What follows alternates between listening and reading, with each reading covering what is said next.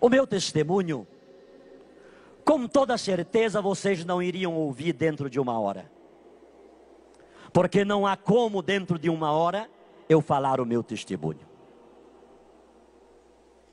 Sempre eu dou o meu testemunho em um retiro de 2 dias, e no meio das pregações eu dou o meu testemunho que vai a quase 4 ou 5 horas.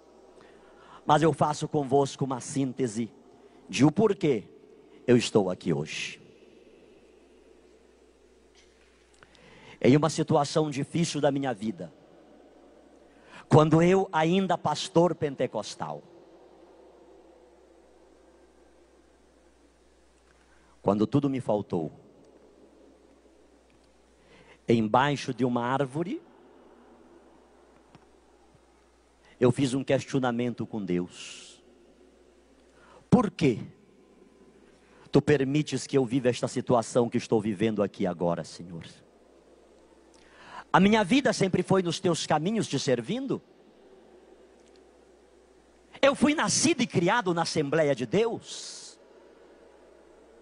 Foi lá que minha mãe também nasceu e criou-se. Eu não brinquei bola porque era pecado. Eu não brinquei de peteca, peão, pipa porque tudo era pecado. Desde 8 anos que faço pregação em grupos de crianças.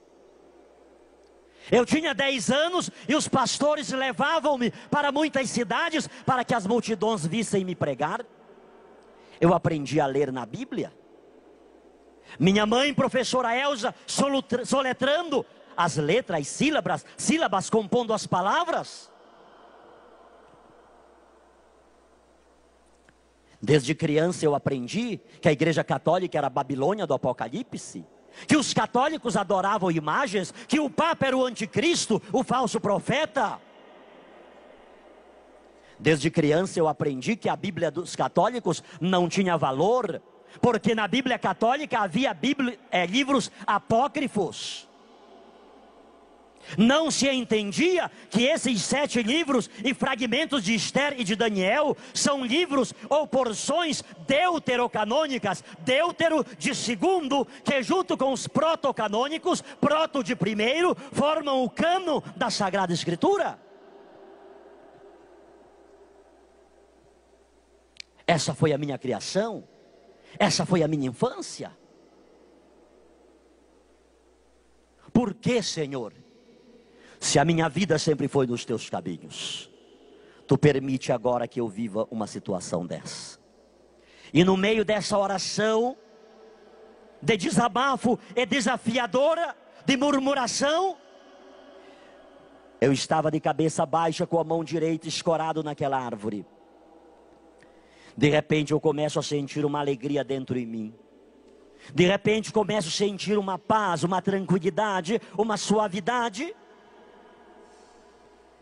E quando eu levanto a cabeça, a uma distância de uns 4 metros de mim aproximadamente, estava uma mulher mais alta que eu, morena, cabelos longos, com uma roupa branca.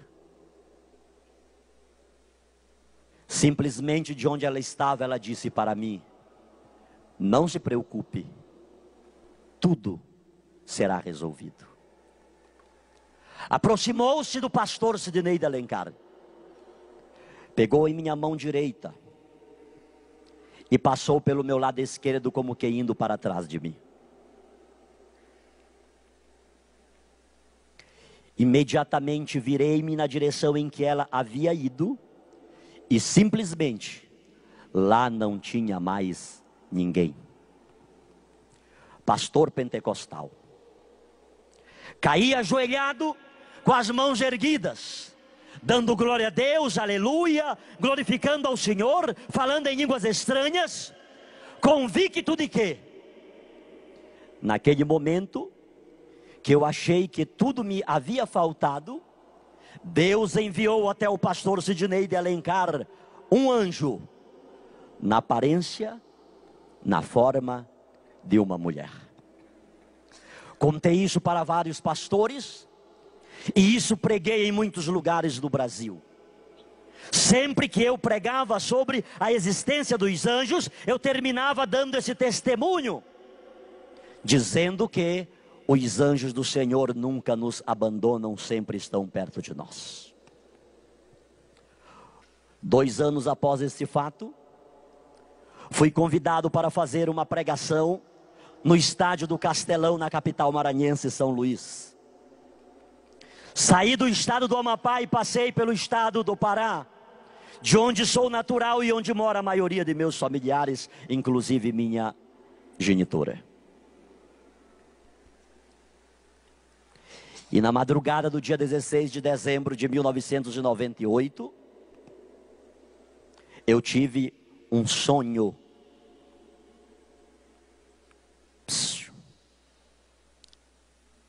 Eu não tinha me tornado católico. O que tinha acontecido com o pastor Sidney, Deus enviou um anjo, na aparência, na forma, no aspecto de uma mulher e nada mais que isto. Na madrugada do dia 16 de dezembro de 98, na cidade de Santa Isabel, na casa do meu sogro, eu tive um sonho. Naquele sonho eu estava olhando uma imagem católica que depois fui saber tratar-se ser a imagem de Santa Isabel de Portugal, que é padroeira da cidade de Santa Isabel. Aquela imagem está sobre uma pilastra de uns 4 ou 5 metros na entrada da cidade de Santa Isabel. E de repente, como que flutuando ao lado daquela imagem, aparece aquela mesma mulher que havia aparecido-me embaixo da árvore há quase 2 anos, a partir daquela data de 16 de dezembro de 98. A mesma pessoa, aquela roupa branca, aquele cabelo longo, morena. E naquele sonho, ela disse-me o seguinte: eu te escolhi, não temas. Tu converterás multidões antes do grande acontecimento. Encontrarás um que tudo te explicará. Muitas lutas enfrentarás, mas terás a vitória. O que tu queres, não te preocupes, tudo será resolvido. Acordei às 3 horas da madrugada. E a minha esposa incentivou-me a escrever essas palavras diante da tensão que eu fiquei. E como eu não consegui mais dormir, ela disse: por que você não ora, que Deus vai lhe dar uma resposta. 2 dias após isso, eu iria pregar para milhares de pessoas em um estádio. Ajoelhei ao lado da cama e comecei a chorar diante de Deus, pedindo-lhe um discernimento. O que seria aquilo? Por quê? Porque naquele momento eu tive uma certeza. Não era um anjo de Deus, era algo do demônio. Porque se fosse um anjo de Deus, jamais apareceria ao lado de uma imagem católica, coisa que eu detestava. E por que eu detestava? Porque até então eu fixava-me naqueles versículos bíblicos proibitivos de fazer imagens. E eu não contextualizava de forma sólida aqueles textos, até porque era conveniente que eu não os solidificasse, porque aquilo era um cavalo de batalha contra os católicos.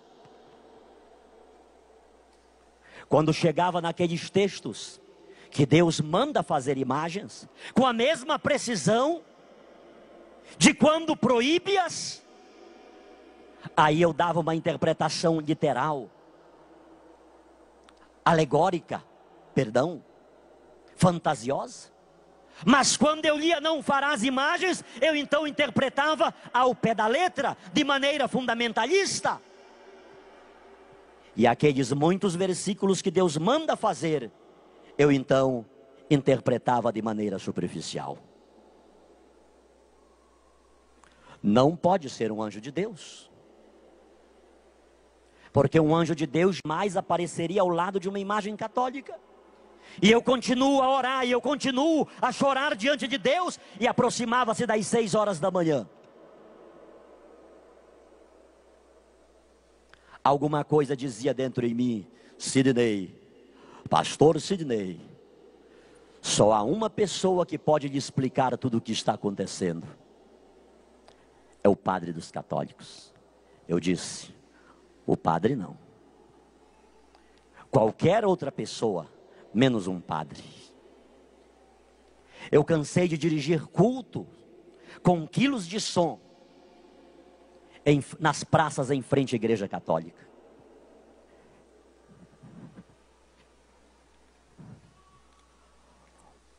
Hoje a Bíblia que eu tenho aqui, não se assustem, é uma Ave Maria. Mas há 12 anos atrás eu usava uma Bíblia mais ou menos desse tamanho, maior que esta, uma Bíblia pentecostal. E quantas vezes eu a ergui em palcos, em frente de igreja católica, e disse: reverendo, a sua Bíblia não diz isto, isto e mais isto? No livro tal, capítulo tal e versículo tal, não diz isto? Quantas vezes eu entrei na casa de católicos e os fiz quebrar imagens? Eu nunca quebrei uma imagem católica, mas eu fiz católicos quebrar imagens com as próprias mãos. Eu vi católicos destruir oratórios inteiros. Eu vi católicos quebrar imagens, enterrar no quintal ou colocar num saco para ser levado pelo carro do lixo. A única alternativa que eu dei para muitos católicos foi responder para mim: pastor, eu não quero ir para o inferno, eu quero aceitar Jesus. E aceitar Jesus significava sair da igreja católica e passar para a minha igreja, a Assembleia de Deus.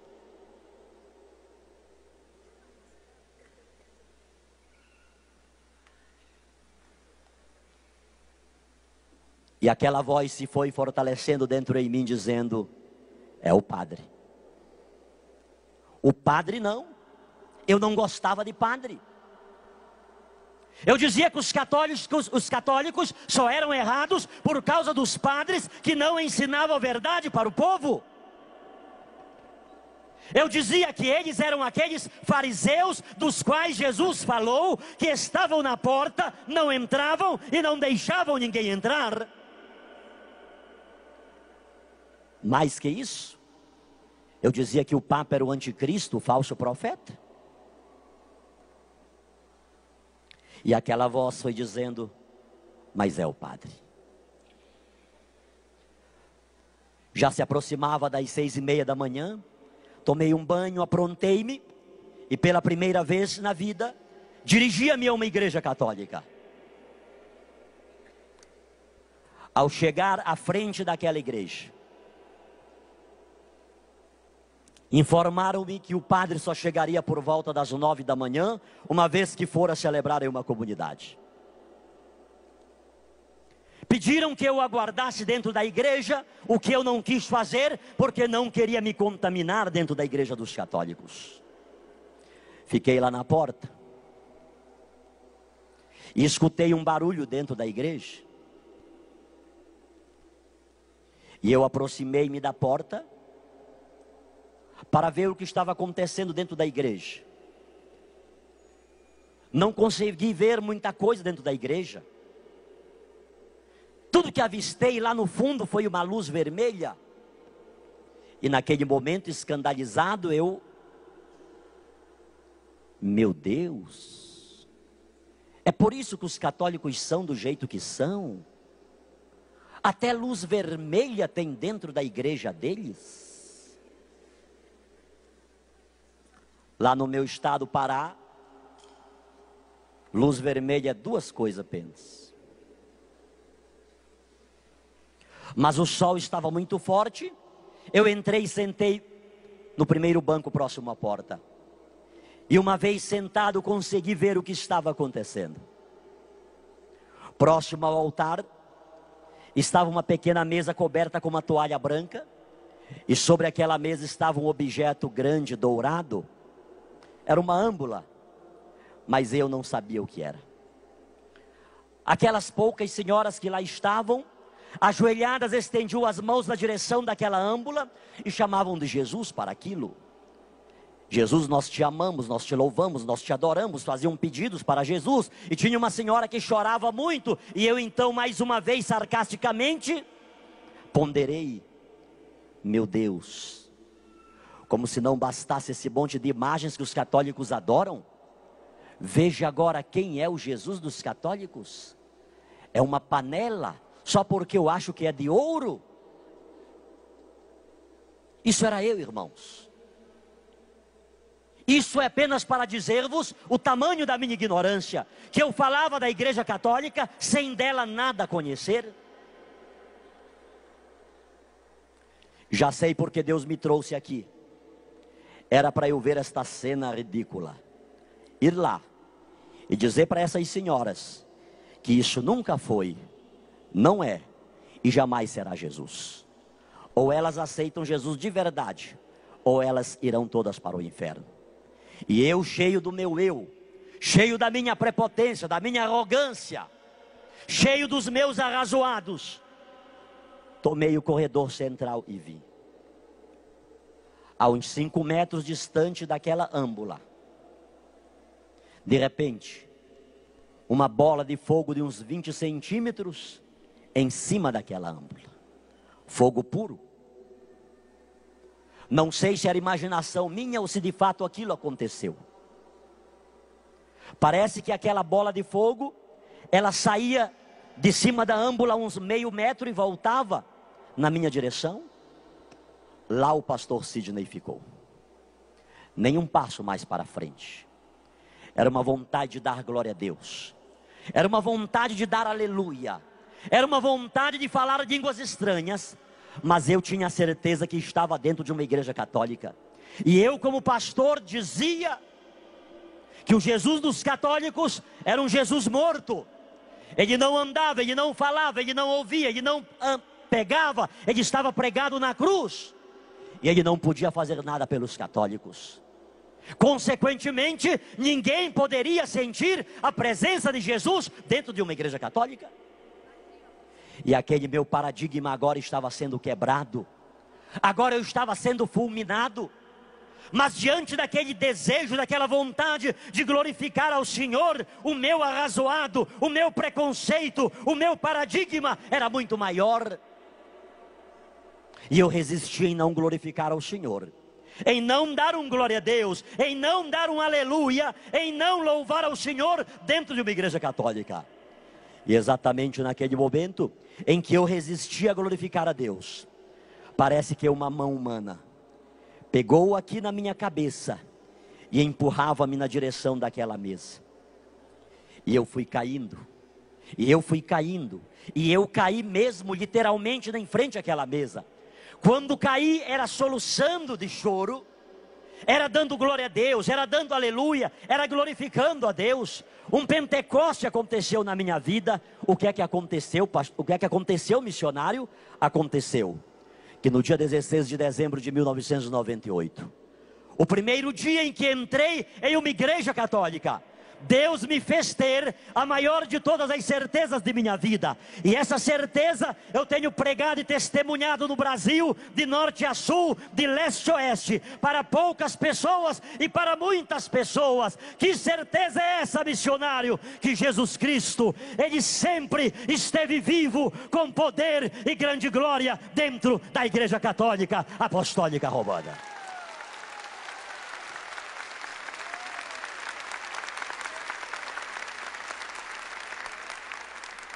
Quando dali levantei, já era uma outra pessoa. Levaram-me aos bispos, a vários padres, e depois de longa conversa, eu superficializei tudo aqui convosco. Depois de detalhes, eles chegaram a uma conclusão. Pode ter sido. Pode ter sido. Ninguém disse que era. E eu não ando dizendo isso para ninguém. Pode ter sido uma aparição de Nossa Senhora. Para mim,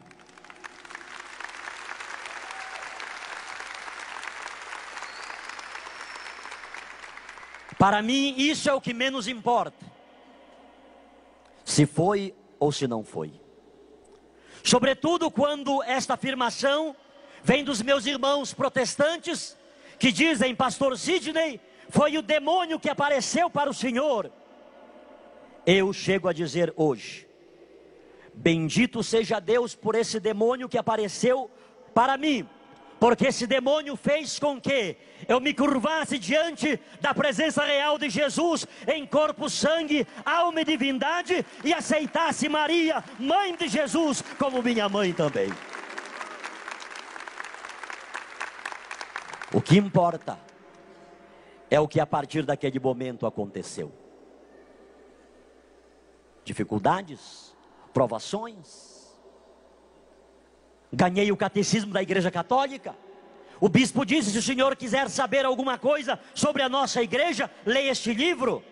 Me deu um terço e me deu um crucifixo. E dentro de um mês eu li o catecismo da Igreja Católica, com a Bíblia ao lado, olhando aquelas referências bíblicas que estão no catecismo. Terminei de ler o catecismo, disse: verdadeiramente a Igreja Católica é a Igreja de Jesus, mas eu não vou ser católico.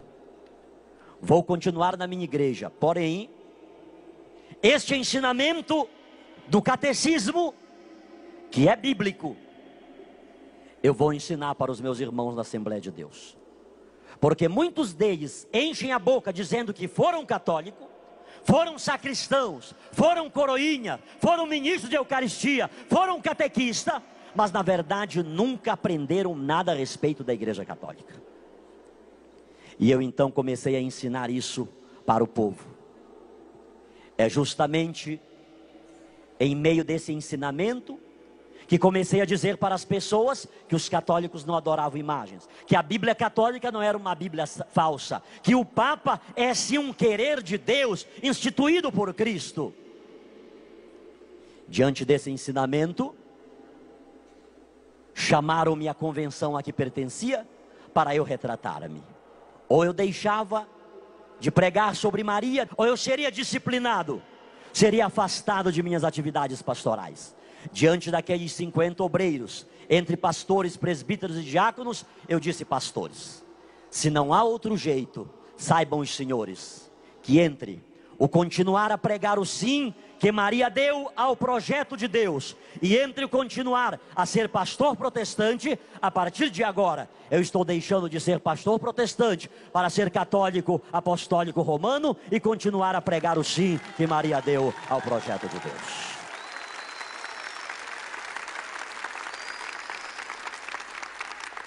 Fique de pés um minutinho, por favor. Mais que falar de Maria, mais que falar de Maria, sobretudo a partir da teologia, a partir da Bíblia, é viver com Maria. Mais que falar de Maria, é tê-la como mãe, é tê-la como intercessora. Não é mérito meu, desculpem-me, que não fiz aqui nenhuma coisa nem outra agora. Mas as pregações que tenho feito por esse Brasil, não são méritos meus. Não são méritos daquilo que estudei teologicamente na Igreja Católica uma outra vez. Não é mérito de eu ter um bispo como Dom José Luiz Ascona, que viver com ele 1 hora é passar um retiro espiritual, sobretudo lá no Marajó.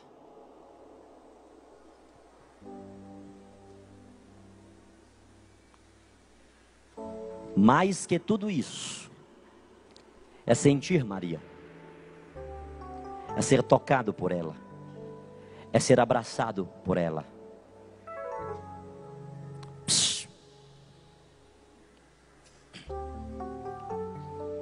Neste livro, que não tenho à venda nenhum dos dois, há um testemunho de uma protestante, pentecostal. A propósito, a minha querida mamãe, professora Elza,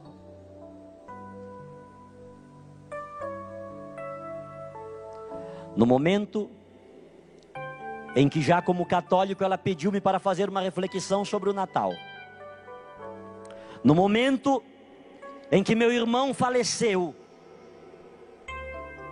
aos 40 anos de câncer no estômago, tanto naquele dia do Natal, quanto no dia em que Haroldo falecia, a irmã Elza, teóloga, diretor de instituto teológico,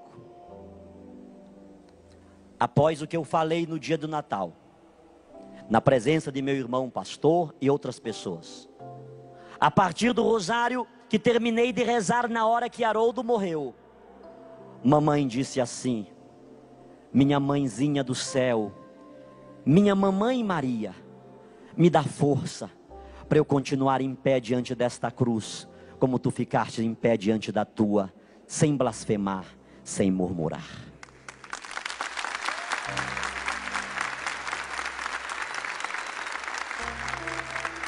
Minha mãe continua na Assembleia de Deus, mas aquela mesma mulher que me expulsou de sua casa, quando me tornei católico, ela abraçou-me, pediu-me perdão e disse: meu filho, continua na igreja católica, porque nós sabemos, eu sei teologicamente, foi de lá que todos nós saímos.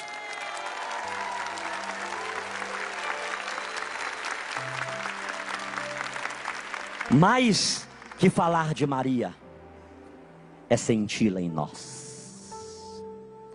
Mãezinha querida, acolha-nos, os degredados filhos de Eva, que vivemos gemendo e chorando neste vale de lágrimas. Eu quero, mãezinha em especial, Virgem de Nazaré, Mãe puríssima, Mãe castíssima, vaso insigne de devoção, acolhe, mãezinha, aquela filha, aquele filho que está ali em casa, aqui no Brasil, fora do Brasil, que nos escuta no rádio, que nos acompanha na internet, que nos assiste na televisão. Eu sei, mãezinha, o que você fez na minha vida, e você pode fazer na vida desse filho, dessa filha que nos acompanha agora. Pela tua intercessão, mãezinha, que aconteça essa libertação, que aconteça essa cura, essa restauração, essa renovação. Que pela tua intercessão, mãezinha querida, continue a se derramar sobre todos nós, nós que aqui estamos neste rincão, a bênção que sara, que liberta, que restaura, que renova, em nome do Pai, do Filho e do Espírito Santo. Amém, amém, amém.